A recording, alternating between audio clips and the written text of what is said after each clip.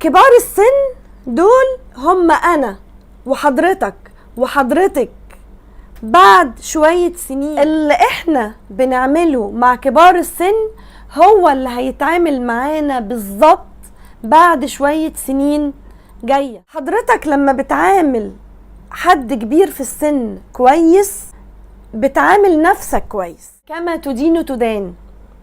فلما تشوف حد كبير في السن مش عارفك عرفه بنفسك، ما تستناش لما هو تصعب عليه نفسه. ما فيهاش حاجة على فكرة لما نقوم ونقعد حد كبير في السن نتكلم معاه بصوت منخفض. اي حد كبير تعرفه حسسه دايما انه مهم في حياتك، دايما خد رأيه، دايما خد من خبرته، وصدقني حضرتك المستفيد.